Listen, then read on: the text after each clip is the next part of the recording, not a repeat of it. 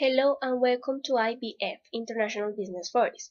Today we're going to talk about the same currencies. So our first case is euro against dollar, and our first news related to that one is dollar rises and treasuries retreat as stocks slip. It is based on market graphs. So U.S. stocks ended a volatile session slower, while the dollar advanced with Treasury yields as investors looked past a U.S. military strike in Syria and worse than forecast hitting data. The S&P 500 index slipped in volume 15% lower than the 30-day average, while the greenback capped its bets week in 2 months.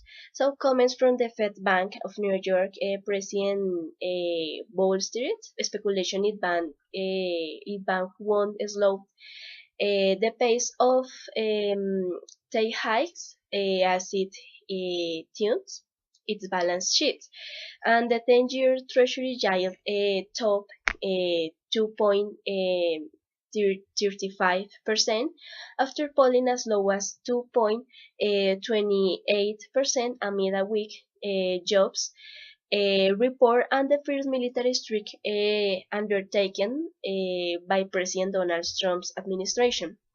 Our second new is payroll gains slow. U.S. jobs rate at lowest since 2007, and U.S. payroll gains slowed in March, while the jobless rate unexpectedly dropped, the lowest in almost a decade, suggesting the labor market is returning to a more sustainable pace of progress. And our third news is two of Wall Street's biggest names are sounding the alarm on the U.S. economy. So two of Wall Street's most influential CEOs, Larry Fink and James Dimon, are raising warning flags over the nation's economy. And Blogs Inc.'s Fink said Thursday that U.S. growth is slowing on concert where the Trump administration's agenda will get through Congress. So Demon lamented that it is clear that something is wrong. So with the nation in a letter to investors Tuesday, both CEOs are part of a group of business leaders that advise President Donald Trump. In this case, we decided to make a short position. We decided to sell euros and buy dollars. Now we are talking about transaction about yen respect dollar. We make a short position for three reasons. First is Japan companies expect consumer price to rise on a percentage of 0.7% a year from now. Changed from their projection their month ago. A central bank survey showed on Tuesday. The second reason is USA March auto sales indicate long bond cycle may be waning. Auto industry publication were out, but the seasonally adjusted annualized rate for light vehicle sales of March are at 16.53 million units. The industry consulted auto data put industry SAR in 16.62 million units for March industry. The industry experts are increasingly concerned about the recent inventory levels and consumer discounts auto markets put hard sales out sales. And the three reason the dollar fell against the Japanese yen and Europe on Monday, as uncertainty about USA Congress elections, support for President Donald Trump's choice for Supreme Court justice revived doubt about this ability to fulfill this economic agenda.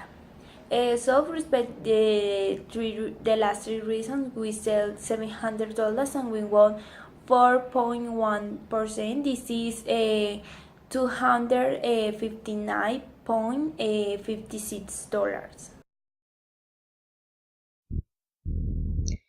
So now, with respect to the GBP and the USD, the first news related to that currency is Bank of England's currently calls for a UK Europe Union deal on back rules after Brexit.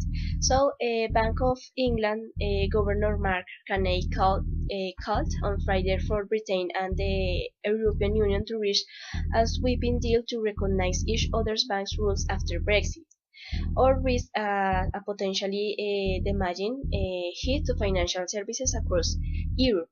So, speaking at Thomson's Reuters London office, Carney said that the outcome of Brexit for financial services would be litmus test for, for global banking rules and warned against the temptation to try to put up barriers to capital flows.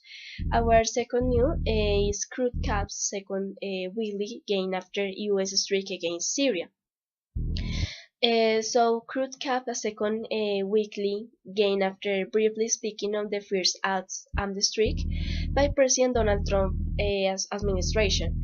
So futures settled at the highest level in a month in both New York and London.